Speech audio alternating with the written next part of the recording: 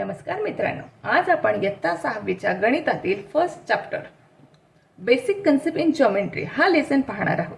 Basic concept in geometry म्हणजेच पहा, basic म्हणजे मूलभूत, कन्सेप्ट म्हणजे संकल्पना आणि जॉमेट्री म्हणजे भूमिती, म्हणजेच भूमितीतील मूलभूत संकल्पना आज समजावून घेणार आहोत आपण. तर मग यात बेसिक कन्सेप्ट कोणते पाहणार आहोत आपण? तर points, segment, lines, rays, planes, parallel lines and intersecting lines एवढ्या आपण बेसिक संकल्पना समजावून घेणार आहोत. तर बघा, त्यातील पहिली आहे पॉइंट्स. पॉइंट्स म्हणजे काय? पॉइंट्स म्हणजे बिंदू. पॉइंट्सला आपण म्हणतो बिंदू. सेगमेंट, सेगमेंट म्हणजे रेषाखंड. सेगमेंट म्हणजे रेषाखंड. लाईन, लाईन म्हणजे रेषा. रेज, रेज म्हणजे किरण. प्रतल, प्लेन्स, प्लेन्स म्हणजेच प्रतल. प्लेन्सचा अर्थ प्रतल असा होतो. पॅरलल लाईन, समांतर रेषा. पॅरलल लाईन म्हणजे समांतर रेषा. आणि इंटरसेक्टिंग लाईन्स हा आपल्यासाठी नवीन भाग आहे. इंटरसेक्टिंग लाईन्स म्हणजेच छेदणाऱ्या रेषा.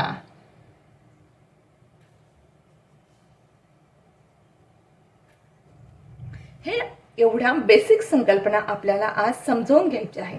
त्यातील सर्वप्रथम आपण आज शिकणार आहोत ते म्हणजे पॉइंट्स. आपला आज पहिला मुद्दा आहे पॉइंट्स. पॉइंट्स म्हणजेच पॉइंट्स म्हणजेच बिंदू.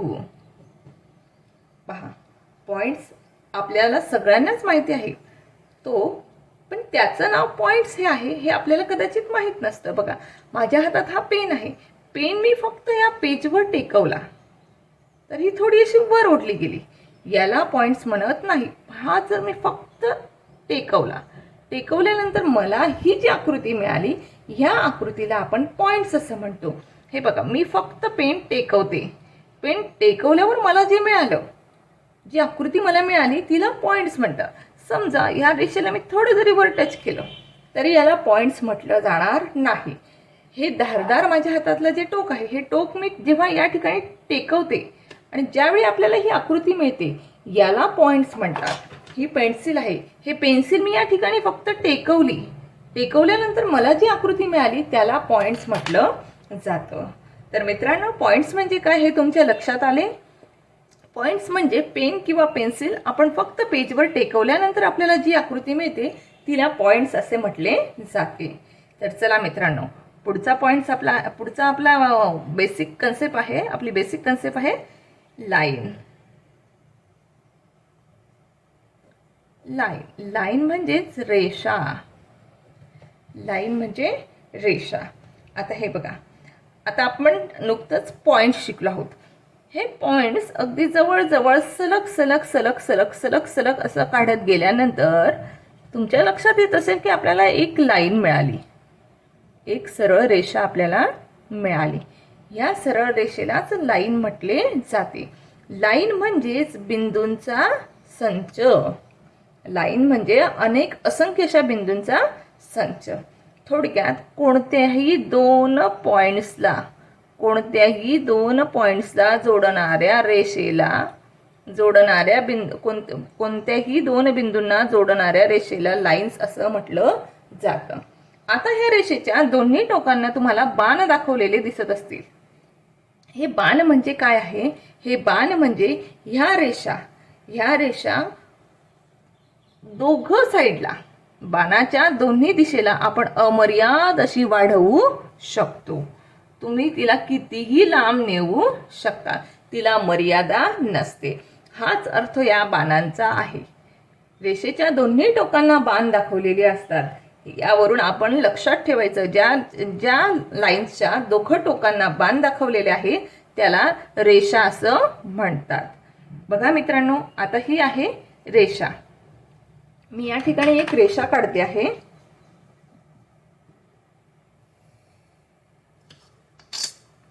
हिला मी दोघं साईडला बाण दाखवले.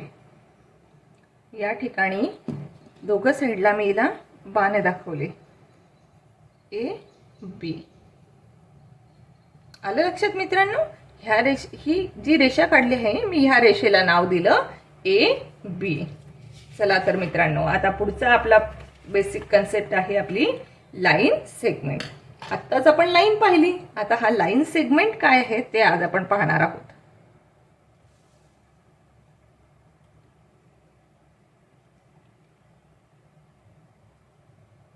लाईन सेगमेंट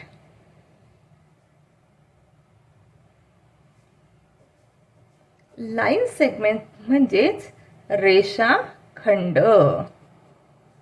रेषाखंड, खंड, खंड म्हणजे भाग, खंड म्हणजे तुकडा.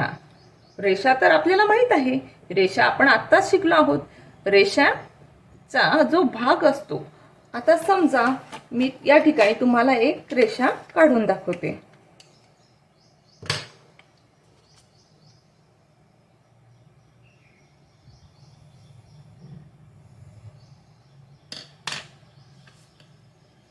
या ठिकाणी मी एक रेषा काढली. या रेषेचा मी हा जो भाग आहे, हा एवढा भाग मी निवडला आणि हा एवढाच भाग मी सरळ जसल्या तसा खाली काढणार.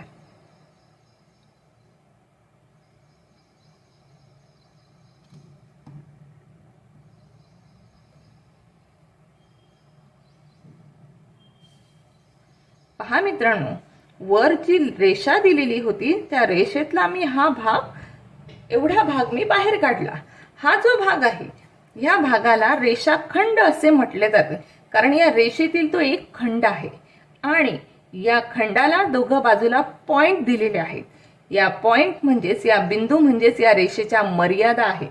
या मर्यादांमुळे ही रेषा दोन्ही साईडला वाढू शकत नाही. या मर्यादेमुळे ही रेषा दोन्ही साईडला वाढू शकत नाही. ही गोष्ट लक्षात ठेवणं खूप महत्त्वाची आहे. म्हणजेच रेषेच्या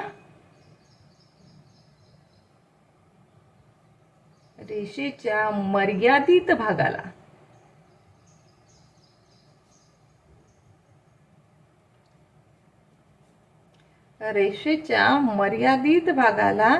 रेषाखंड असे म्हणतात.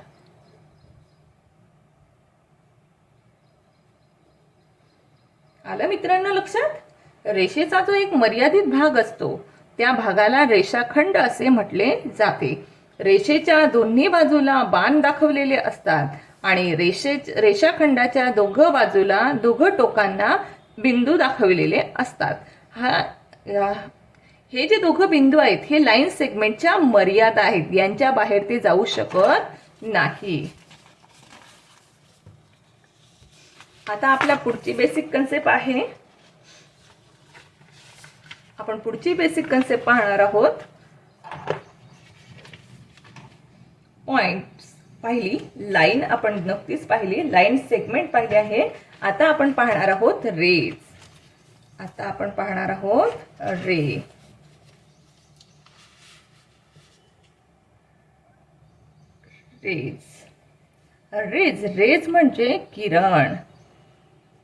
रेज म्हणजे किरण.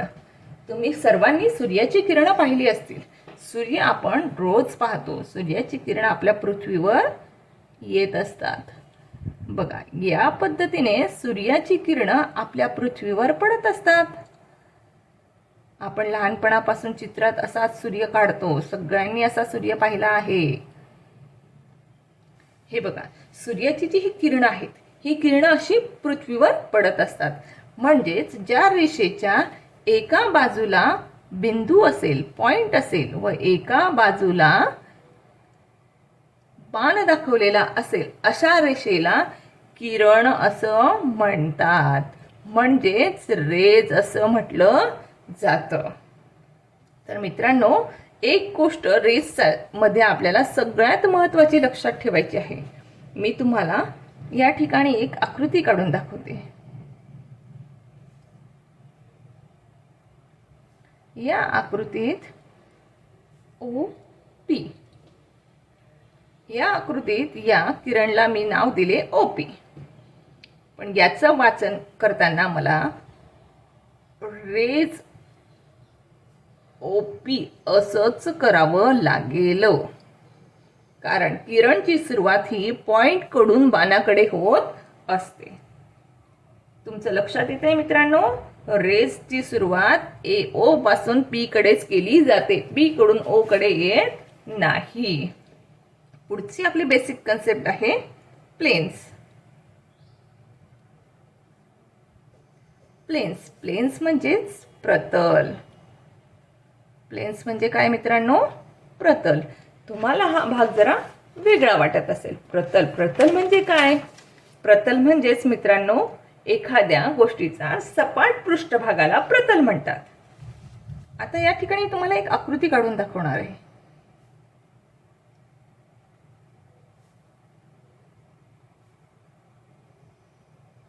ही जी आकृती आहे, ही आकृती हा एक सपाट पृष्ठभाग आहे. पण या सपाट पृष्ठभाग हा चारही दिशांनी अमर्याद आहे. मी या ठिकाणी बाणाचं चिन्ह काढते आहे. बाण म्हणजेच अमर्याद. ही जी बाजू आहे, ही बाजू या दिशेने अमर्याद अशी वाढू शकते. म्हणजे हे जे प्रतल आहे हे सर्व बाजूने, दोघं बाजूने पण वरून खालून चारही बाजूने अमर्याद असं वाढू शकतं. यालाच आपण इंग्लिशमध्ये असं म्हणू शकतो, अ flat surface is called a plane. A flat surface is called a plane.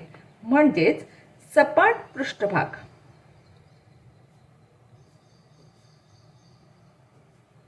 सपाट पृष्ठभागाला प्रतल म्हणतात. राहील मित्रांनो लक्षात? सपाट पृष्ठभागाला प्रतल म्हणतात. अजून त्यात थोडक्यात सांगायचं झालं म्हणजेच चारही दिशांनी. सगळ्यात महत्त्वाची गोष्ट काय आहे यात? चारही दिशांनी अमर्याद. चारही दिशांनी अमर्याद वाढणाऱ्या पृष्ठभागाला प्रतल असे म्हणतात.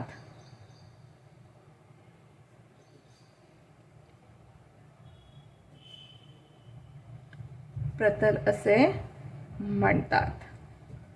ठीक आहे मित्रांनो, आलं लक्षात तुमच्या? प्रतललाच इंग्लिशमध्ये प्लेन्स म्हणतात. आता तुम्हाला मराठी सोबतच इंग्रजी शिकणं फार गरजेचं आहे, कारण इंग्रजी शिकणं ही आज काळाची गरज आहे. आपला पुढचा पॉइंट आहे पॅरलल लाईन्स. पॅरलल लाईन्सची आपण असंख्य उदाहरणं रोज बघत असतो, पण आपल्या लक्षात येत नाही. पॅरलल लाईन्स म्हणजे समांतर रेषा. समांतर हा शब्द कसा तयार झालाय? सम अधिक अंतर.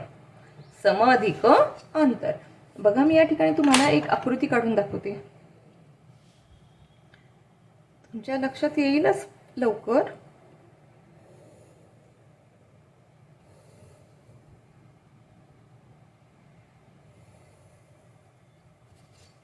दिसतंय मित्रांनो?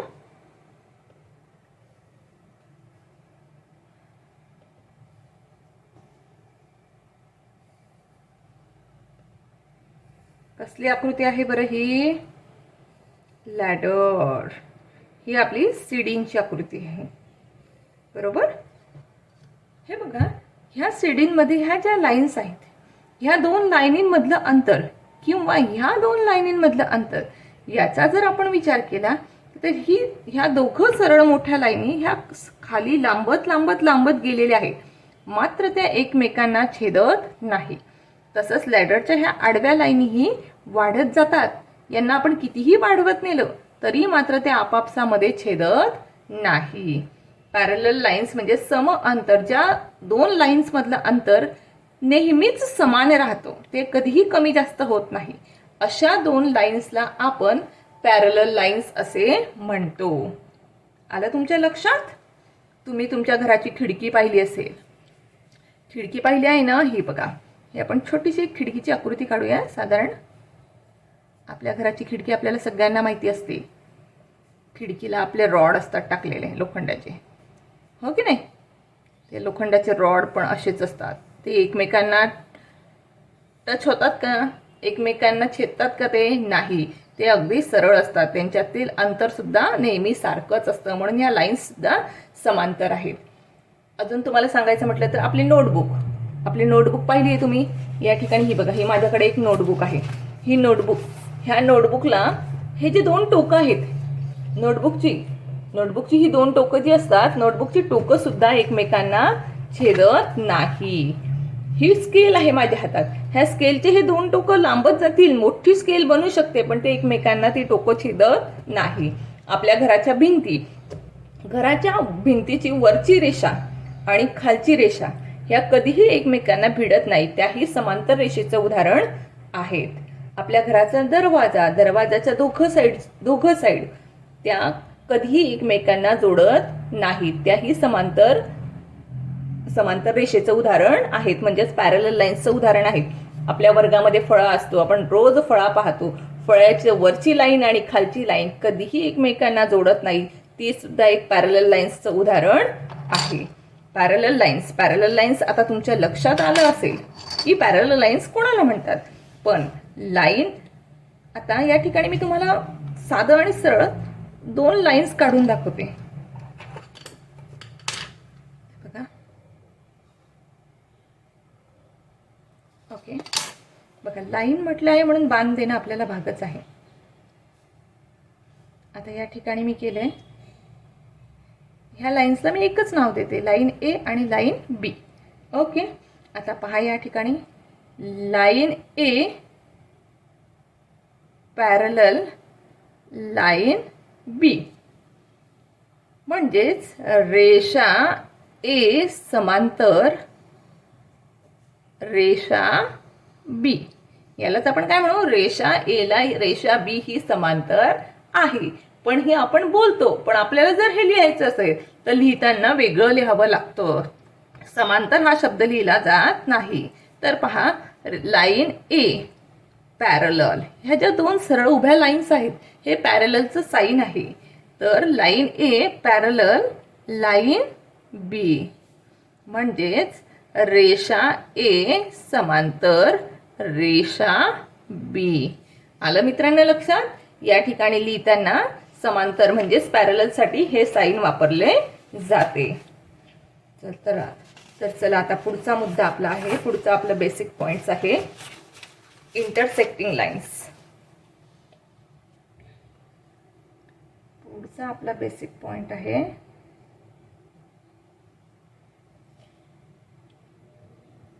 Intersecting lines. इंटरसेक्टिंग लाईन्स म्हणजेच छेदणाऱ्या रेषा. इंटरसेक्टिंग पॉइंट म्हणजे काय, छेदणाऱ्या रेषा. हे बघा, आता या ठिकाणी मी तुम्हाला काढून दाखवते.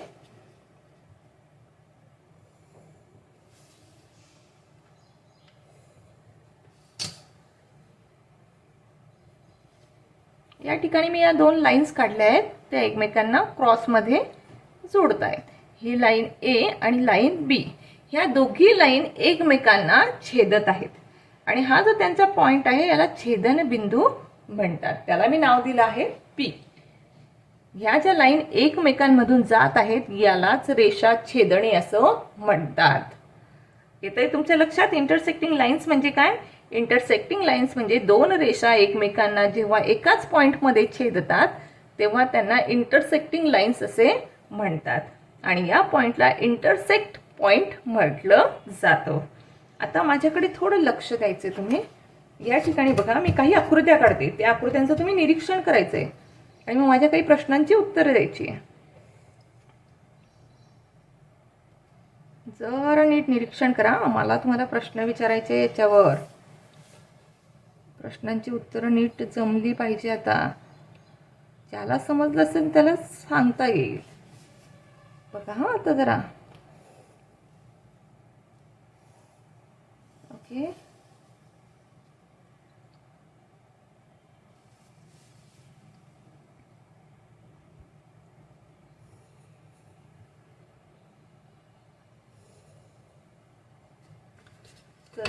चला तर मित्रांनो, मग आता मला सांगा, मी हिच्या ह्या आकृत्या काढल्या आहेत,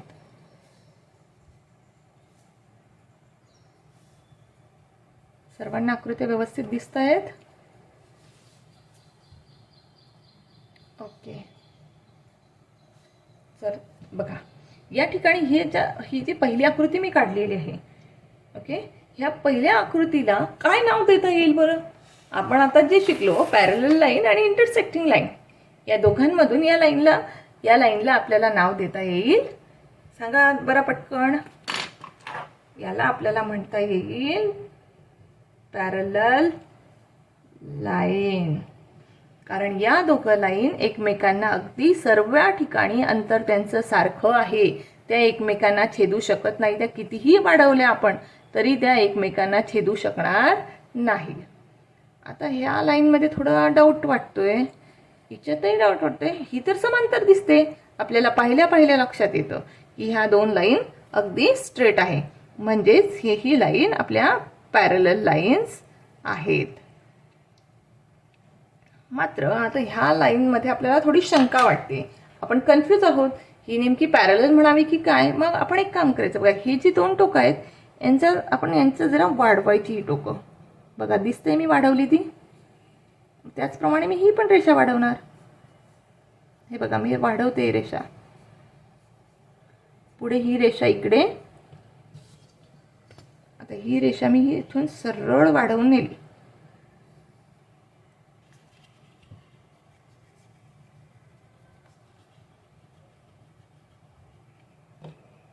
आणि ह्याही लाईन्सला मी इकडनं सरळ वाढवलं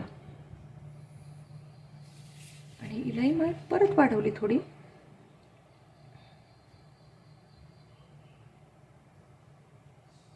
पहा, ह्या दोघं लाईन या ठिकाणी एकमेकांना छेदल्या, म्हणजेच ह्या पॅरलल लाईन्स नाही. त्याच पद्धतीने याही रेषेचं आपण करून बघूया. चला, हिचंही करून पाहूया आपण. या ठिकाणी या दोघं लाईन्स मी वाढवल्या आहेत आणि ह्या दोन्ही लाईन पुन्हा या ठिकाणी एकमेकांना छेदत आहेत, म्हणजेच या दोघं लाईन एकमेकांना पॅरलल नाहीत.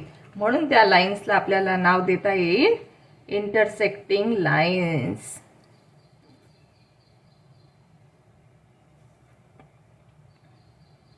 इंटरसेक्टिंग लाईन्स आलंय तुमच्या लक्षात? थोडक्यात ही आता अजून एक आकृती काढते मी. हिला काय म्हणता येईल सांगा बरं मला.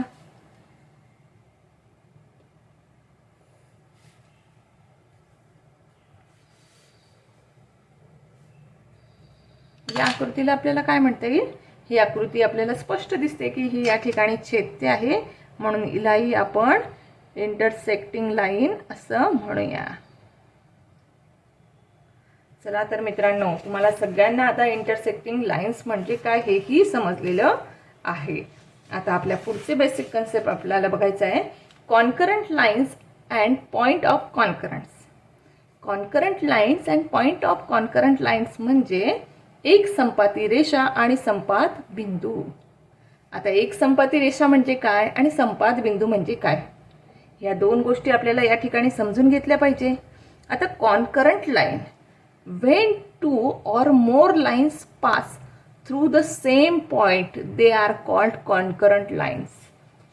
ज्यावेळी दोन, मी तुम्हाला या ठिकाणी दाखवते, ज्यावेळी दोन लाईन्स किंवा दोनपेक्षा जास्त, बघा आपण या ठिकाणी पहिला पॉइंट्स बघणार आहोत. कॉन्करंट लाईन, तर या ठिकाणी पहा कॉन्करंट लाईन म्हणजे बघा, आता मी काढते.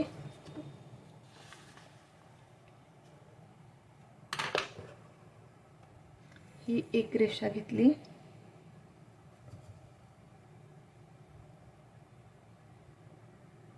ही दुसरी रेषा आणि ही तिसरी रेषा. मी म्हटली एक दोनपेक्षा जास्त रेषा, मग मी दोनपेक्षा जास्त रेषा म्हणून 3 रेषा घेतल्या. दोन किंवा दोनपेक्षा जास्त रेषा एकाच बिंदूतून जात असतील, बघा हा एक बिंदू आहे आणि या एकाच बिंदूतून दोनपेक्षा जास्त रेषा जात आहेत, म्हणून तर म्हणून या रेषांना एक संपाती रेषा असं म्हणतात. आताच सांगितलं मित्रांनो मी तुम्हाला, दोन किंवा दोनपेक्षा जास्त रेषा एकाच बिंदूतून जात असतील तर त्या रेषांना एकसंपाती रेषा म्हणतात. या ठिकाणी मी तुम्हाला आकृती दाखवलेली आहे, त्याचीच इंग्लिशमधून डेफिनेशन होते, when 2 or more lines pass through the same point. When 2 or more lines pass through the same point, they are called concurrent lines. इथे मित्रांनो तुमच्या लक्षात अतिशय सोपं आहे. 2 पेक्षा जास्त लाईन एकाच बिंदूतून गेल्या म्हणजे 3च लाईन गेल्या पाहिजे असं नाही. 3 लाईन जाऊ शकतात, 4 जाऊ शकतात, 5 जाऊ शकतात, कितीही लाईन्स एका बिंदूतून जाऊ शकतात. मात्र एक गोष्ट लक्षात ठेवा मित्रांनो, 2 पेक्षा कमी चालणार नाहीत. ज्यावेळी 2पेक्षा जास्त लाईन एका बिंदूतून जातात तेव्हा त्या लाईन्सला कॉन्करंट लाईन असं म्हणतात. आता आपला पुढचा मुद्दा आहे कॉन्करंट पॉइंट. आता बघा पॉइंट ऑफ पुढचा आहे पॉइंट ऑफ कॉन्करन्स. आता याच हा जो बिंदू आहे या बिंदूतून दोनापेक्षा जास्त लाईन्स गेलेल्या आहेत. ह्याच बिंदूतून दोनापेक्षा जास्त लाईन्स गेलेल्या आहेत म्हणून या बिंदूला पॉइंट ऑफ कॉन्करंट असं म्हटलं जातं, कॉन्करन्स. येते तुमच्या लक्षात? या बिंदूला पॉइंट ऑफ कॉन्करन्स का म्हणतात? कारण या बिंदूतून दोनापेक्षा जास्त रेषा गेलेल्या आहेत. आणि या लाईन्सला कॉन्करंट लाईन का म्हणतात? कारण ह्या बिंदूतून दोनापेक्षा जास्त लाईन्स गेल्या आहेत म्हणून एकाच आकृतीत दोघं संकल्पना दडलेल्या आहेत. या ठिकाणी आपल्याला पॉइंट ऑफ कॉन्करन्सची डेफिनेशन दिलेली आहे. The common point through which they pass is called their point of concurrence. म्हणजेच जेव्हा 2 पेक्षा अधिक रेषा एकाच बिंदूत छेदतात तेव्हा त्या बिंदूला एकसंपाती बिंदू म्हणतात. ठीक आहे, समजलं तुम्हाला कॉन्करंट लाईन आणि पॉइंट ऑफ कॉन्करन्स. तर आता पुढचं बघायचं आहे आपल्याला line pass through a point. Line pass through a point, एका बिंदूतून जाणाऱ्या रेषा. आपण एका बिंदूतून साधारण किती रेषा काढू शकतो? तर चला आपण प्रत्यक्ष काढूनच बघूया. या ठिकाणी मी हा एक बिंदू देते आहे. ओके, या बिंदूतून फर्स्ट मी एक लाईन काढणार आहे आधी. ओके, ही एक लाईन काढली मी. मला अजून एक सरळ लाईन काढायची आहे. Okay, second line, third line त्याच बिंदूतून काढते हा. Fourth line, fifth line, sixth line, seventh line. अशा प्रकारे आपण असंख्य या पॉईंटमधून आपण असंख्य रेषा काढू शकतो. एकाच पॉईंटमधून आपल्याला हव्या तेवढ्या रेषा काढता येतात. हे आपल्याला प्रत्यक्ष कृती केल्यावर लक्षात आलं. यालाच इंग्लिशमधून असं म्हटलं जातं, and infinite numbers of lines can be draw through one point. म्हणजेच एका बिंदूतून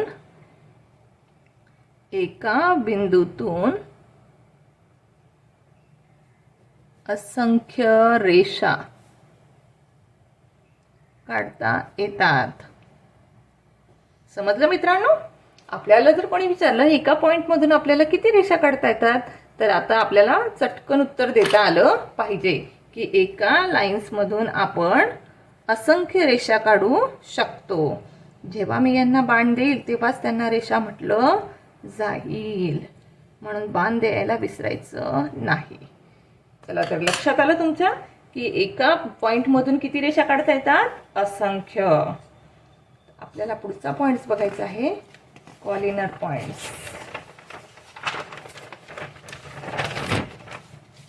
आपला पुढचा टॉपिक आहे collinear point. Collinear point and non collinear point. आता कॉलिनर पॉइंट म्हणजे काय ते आपल्याला या ठिकाणी बघायचं आहे. कॉलिनर पॉइंट, कॉलिनर पॉइंटला म्हटलं जातं एक रेषीय बिंदू. एक रेषीय बिंदू, कॉलिनर पॉइंट म्हणजे एक रेषीय बिंदू. आता या ठिकाणी बघा, मी बिंदू देते 1 2 3 4, 4 बिंदू दिले मी आणि हे चारही बिंदू मला एकच रेषेतून काढायचे आहेत. माझ्या चारही बिंदूंमधून एकच रेषा गेली पाहिजे. या ठिकाणी या चारही बिंदूंमधून एकच रेषा मला काढता आली. ज्यावेळी आपल्याला 3 किंवा 3पेक्षा जास्त बिंदूंमधून एकच रेषा काढता येते. 3 किंवा 3पेक्षा जास्त रेषांमधून आपण एकच सरळ रेषा काढू शकतो. त्यावेळी त्या सर्व पॉइंट्सला कॉलिनर पॉइंट्स असे म्हटले जाते. येते लक्षात? त्याचीच डेफिनेशन आहे 3 or more points which lie on a single straight line are said to be a collinear point. म्हणजेच बघा, 3 किंवा अधिक किंवा 3पेक्षा अधिक, 3 किंवा अधिक बिंदूतून, 3 किंवा अधिक बिंदू एकाच सरळ रेषेत असतात, त्यांना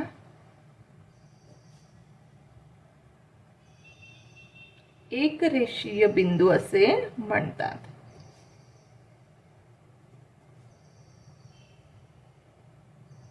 आलं मित्रांनो लक्षात?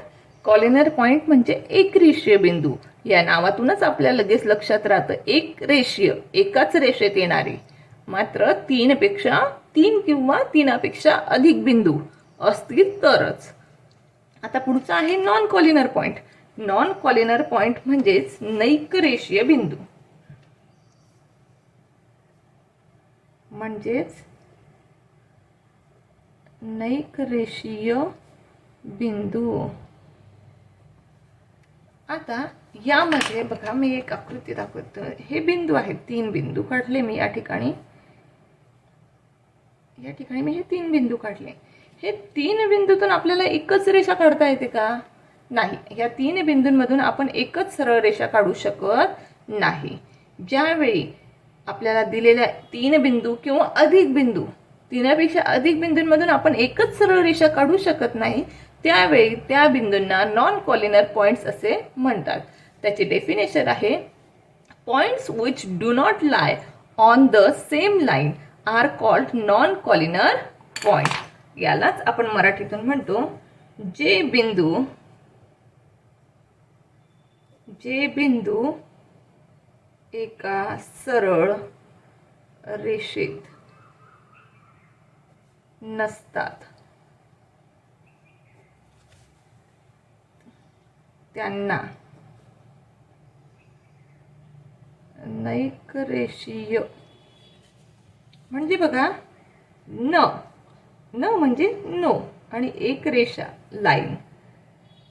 नॉन म्हणजे नाही, लाईन एका लाईनीत नाही, एक रेषीय. न एक रेषीय म्हणजे एका रेषेत जे नाही त्यांना नैक रेषीय बिंदू म्हणतात. तर मित्रांनो, या ठिकाणी आपण आज कॉलिनर पॉइंट आणि नॉन कॉलिनर पॉइंट हे 2 पॉइंट पाहिले आहेत. कॉलिनर पॉइंट्स आणि नॉन कॉलिनर पॉइंट्स आता आपलं समजून झालेलं आहे. आपण आता पुढे पाहणार आहोत लाईन सेगमेंट काउंटिंग. हा फार महत्त्वाचा टॉपिक आहे आणि खूप छान टॉपिक आहे, इंटरेस्टिंग. लाईन सेगमेंट काउंटिंग कसं करतात, म्हणजे लाईन सेगमेंट काउंटिंग म्हणजे रेषाखंड मोजणे. आता रेषाखंड कसा मोजायचा ते आपण पाहणार आहोत. या ठिकाणी आपण आधी एक रेषाखंड काढूया.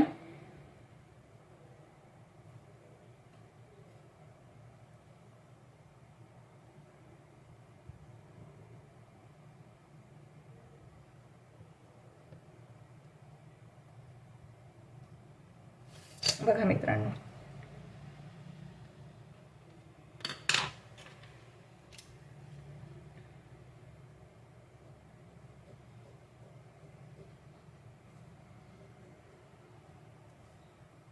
हा 1 2 3 4, या ठिकाणी मी हा एक रेषाखंड काढला, याला नाव दिले मी PQRST.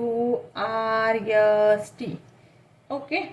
आता लाईन सेगमेंट काउंटिंगमध्ये आता या ठिकाणी बघा, मला या ठिकाणी किती रेषाखंड आहेत ती मोजायची आहेत. आता मला या रेषाखंड मोजण्यासाठी बघा, मी प्रथम काय करणार आहे, पहिला आहे PQ, दुसरा आहे PR, तिसरा आहे PS, चौथा आहे PT. Okay. Next QR line segment, QS and last QT line segment. Okay. Next RS line segment RT and last ST. या ठिकाणी मी सगळे लाइन सेगमेंट लिहून घेतले. आता मला हे लाइन सेगमेंट मोजायचे आहेत. आता या ठिकाणी बघा, हां 1 2 3 4 किती लाइन सेगमेंट आले, 4. आता या ठिकाणी पाहूया, या ठिकाणी 1 2 3 3 लाइन सेगमेंट आले, या ठिकाणी 2 लाइन सेगमेंट आहे आणि या ठिकाणी एकच लाइन सेगमेंट आहे. तर मग आता हे टोटल लाइन सेगमेंट किती झाले हे आपल्याला बघावं लागणार आहे.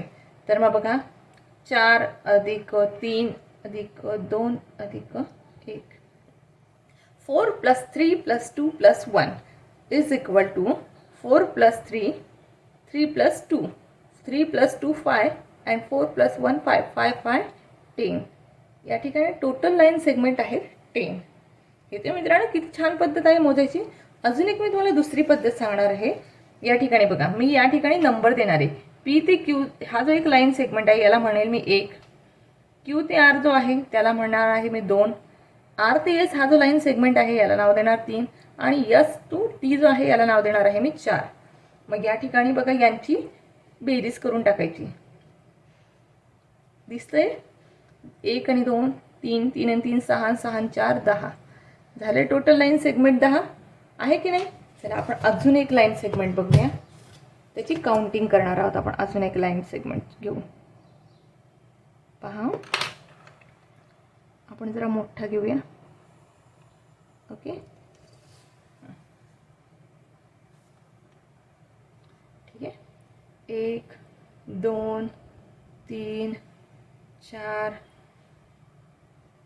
1 2 3 4 आणि हा आपला एक 5वा. चला हा मोठा झाला, आपण याला जरा लहान करून घेऊ कारण दुसरा मावणार नाही आपला त्या ठिकाणी. हा एक 5. चला झाले. आपण यांना नावं देऊया परत काहीतरी, A B C D E F. Okay. आता मला हे लाइन सेगमेंट काउंट करायचे आहे. मग मी लाइन सेगमेंटसाठी आधी मग बघणार आहे AB. AB हा एक line segment, AC, AD, AE, AF. Okay. Next आहे BC, BD, BE, BF. त्याच्या पुढचं आहे CD, CD, CE आणि CF. नेक्स्ट आहे DE आणि DF. त्याच्या पुढचा राहिला आता लास्ट EF. ओके. चला याची त्याच पद्धतीने आपल्याला काउंटिंग करायची आहे. हे किती लाइन सेगमेंट आहेत, 1 2 3 4 5 5, 1 2 3 4. ओके 4. हे 1 2 3 लाइन सेगमेंट आहेत, हे 2 लाइन सेगमेंट आहेत आणि हा 1 लाइन सेगमेंट आहे. चला तर आपण यांची काउंटिंग करूया. 5 अधिक 4 अधिक 3 अधिक 2 अधिक 1, 2 आणि 1 3, 3 आणि 3 6, 6 आणि 4 10 आणि 10 आणि 5 15.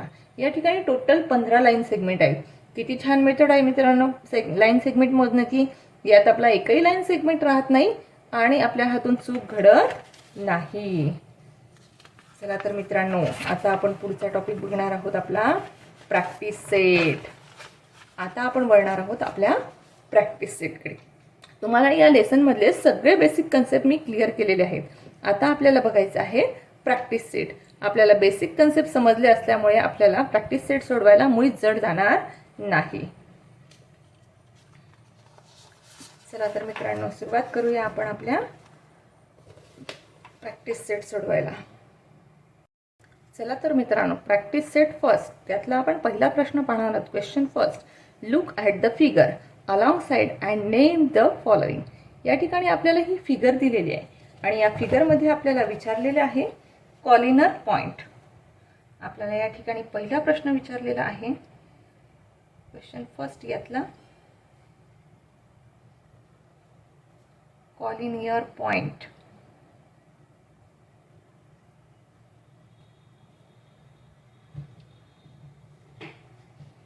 Collinear point. कॉलिनियर पॉइंट म्हणजेच आपण शिकलो होतो मित्रांनो एक रेषीय बिंदू. आता या ठिकाणी आपल्याला या आकृतीत बघायचं आहे एकाच रेषेतून बिंदू कोणकोणते गेले. आता बघा, पण तेही दोनापेक्षा जास्त. मला ह्या सरळ रेषेत एम, ओ आणि टी हे 3 बिंदू दिसत आहेत. आपण हे कसं लिहिलं पाहिजे आन्सर म्हणून? M O T. येते लक्षात? कॉलिनर पॉइंट आपण लिहिले पहिले एम ओ टी. याला आपण एम ओ टी अशा पद्धतीनेही लिहू शकतो. आपले पुढचे कॉलिनियर पॉइंट आहेत आर ओ एन. हेही आपण अशाच पद्धतीने लिहून घेऊ आर ओ एन. आपल्याला हे आर ओ एन या पद्धतीनेही लिहिता येतील मित्रांनो. आपला पुढचा प्रश्न आहे रे. आपल्याला विचारलं आहे या फिगरमध्ये रे कोणकोणते आहेत. रे म्हणजे मी तुम्हाला सांगितलं होतं किरण. रे म्हणजे किरण. मग बघा आता आपले किरण कोणकोणते आहेत या आकृतीमध्ये.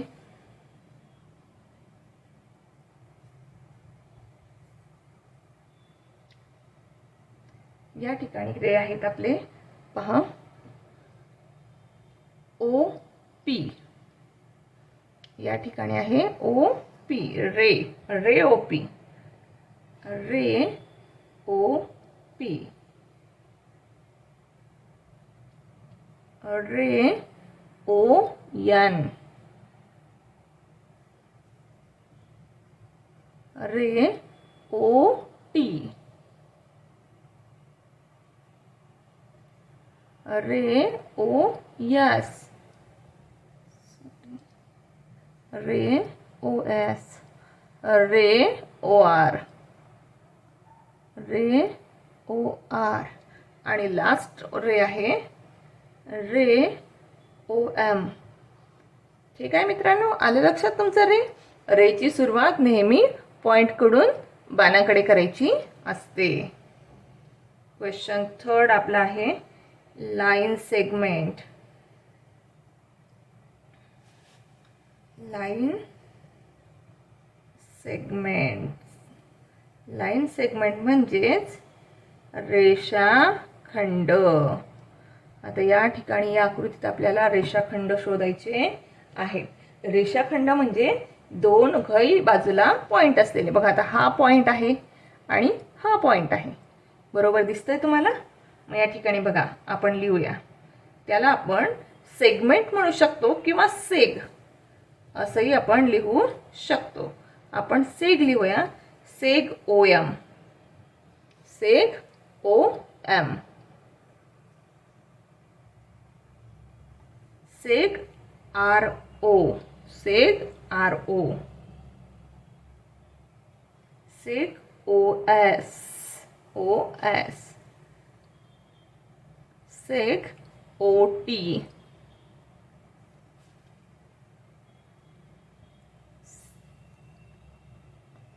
सेक ON.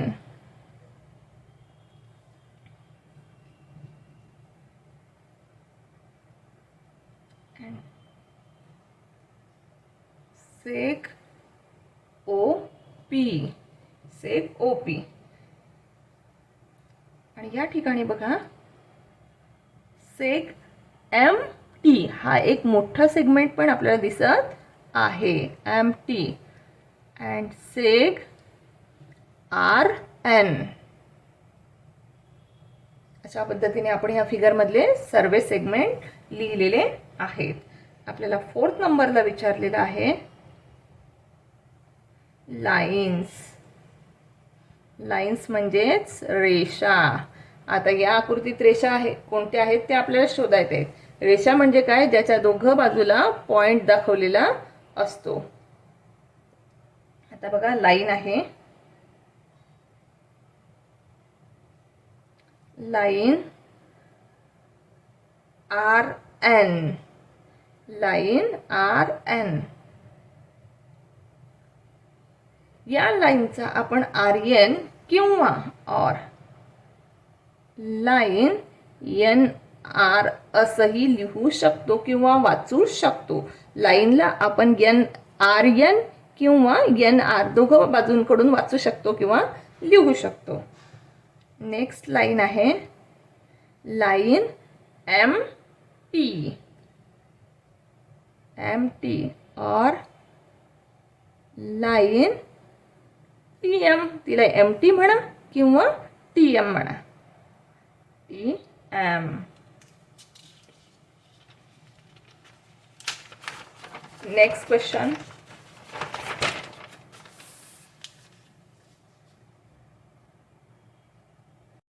नेक्स्ट क्वेश्चन आहे आपला write the different names of the line.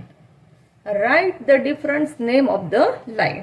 त्यासाठी आपल्याला आधी दिलेले क्वेश्चन मधली लाईन काढावी लागणार आहे. या ठिकाणी लाईन दाखवली आहे, आपल्याला पुस्तकात प्रश्नात दिलेली आहे. लाईनला L नाव दिलेले आहे. A, B, C आणि D हे लाईनवर बिंदू दर्शवलेले आहेत. आपल्याला प्रश्न विचारला आहे write the different names of lines. आता आपल्याला यांचे डिफरंट नेम्स लिहायचे आहेत. लाईन्सचे नेम लिहिताना लाईन AB, लाईन AB. या पूर्ण लाईनला आपण लाईन AB असं म्हणू शकतो किंवा line AC, AC, line AD, AD असंही आपण म्हणू शकतो, अथवा line BC, line BD, line BD. नाहीतर आपण म्हणू शकतो लाईन CD. ओके. आणि लास्ट राहिली लाईन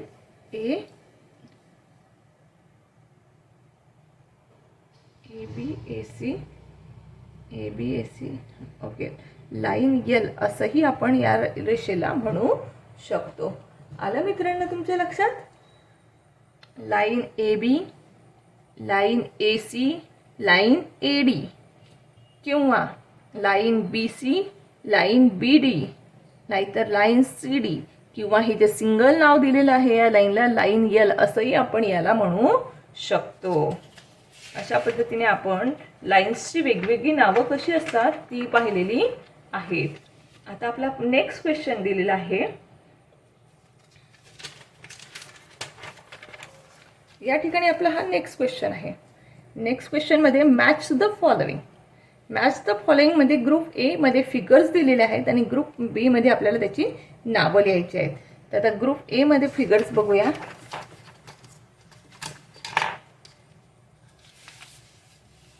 वन सेकंड.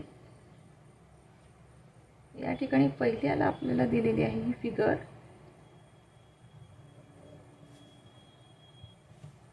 दिसते मित्रांनो?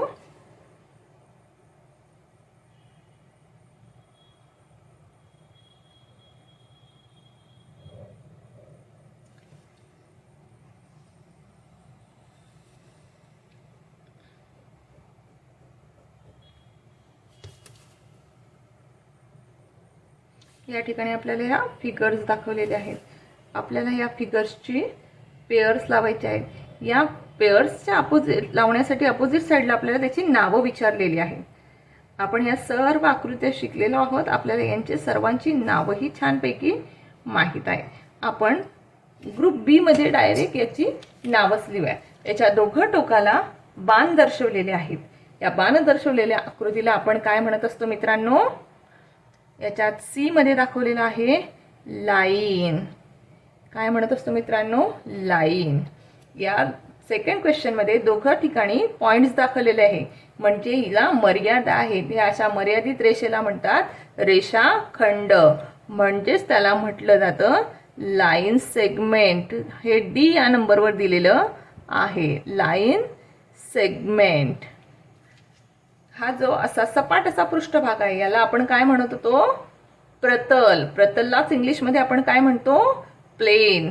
ते प्लेन या ठिकाणी बी नंबरवर दिलेलं आहे,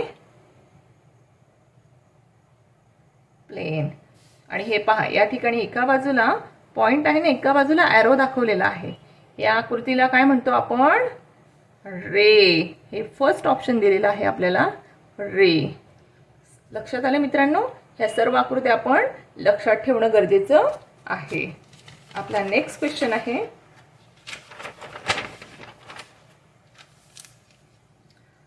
क्वेश्चन लास्ट आहे आपला fourth. Observe the figure below. Name the parallel lines, the concurrent lines and the points of concurrence in the figure.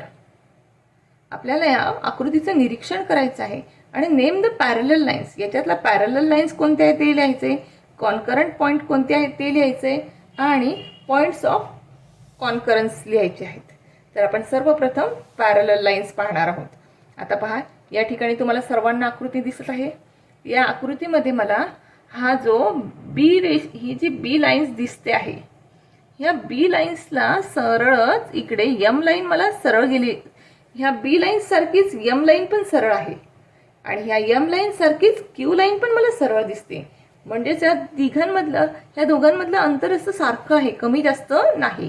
त्याच पद्धतीने या दोघांमधले अंतर सारखं असं दिसत आहे, म्हणजे या तिघही लाईन पॅरलल आहेत. म्हणून पॅरलल लाईन्स लिहिताना आपण लिहायचं आहे line A and line P first. Second राहील लाईन, बघा फर्स्ट आलं आपलं लाईन ए, आपलं फर्स्ट असं लाईन, सॉरी आपण फर्स्ट घेतलं लाईन ए आणि लाईन पी. आपण फर्स्ट घेतली लाईन ए आणि लाईन पी. आता सेकंड घ्यायचं आहे आपल्याला line B and line M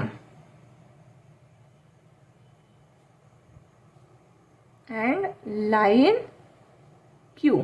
या ठिकाणी तुम्हाला म्हटलं ह्या तिघं पॅरलल दिसत आहेत, त्याच पद्धतीने लाईन ए आणि पी सुद्धा या एकमेकांना समांतर दिसत आहे. म्हणून लाईन ए आणि लाईन पी आणि line B M and Q ह्या पॅरलल लाईन्स आहेत. आपल्याला आता कॉन्करंट लाईन्स बघायच्या आहेत. आता या ठिकाणी बघायचं आपल्याला कॉन्करंट लाईन्स. यातला पुढचं आपल्याला बघायचं आहे कॉन्करंट लाईन्स. कॉन्करंट लाईन्स म्हणजेच एकाच बिंदूतून जाणाऱ्या रेषा. मग आता या ठिकाणी आपल्याला ए बी आणि सी, बघा ह्या सर्व रेषा ह्या एकाच बिंदूतून गेलेल्या आहेत, दिसत आहे आपल्याला. ह्या बघा, ह्या बिंदूतून ए लाईन्स गेलेली आहे. मग आपण या ठिकाणी लिहायचं फर्स्ट लाईन ए, त्यानंतर लाईन बी, त्यानंतर लाईन सी. ह्या लाईन एडी, ही जी आहे ना आपली लाईन एडी मधून गेलेल्या आहेत. Line AD. AD, C, B आणि A. 1 2 3 आणि ही AD, ही जी चौथी लाईन आहे, ह्या चारही लाईन एकाच बिंदूतून गेल्या आहेत म्हणून त्या कॉन्करंट लाईन्स आहेत. नेक्स्ट आपला आहे कॉन्करंट पॉइंट्स. सॉरी, अजून एक लाईन गेलेली आहे. कॉन्करंट लाईन्स अजून आहेत. ही बघा बरं, इकडे लक्षच नाही आपलं.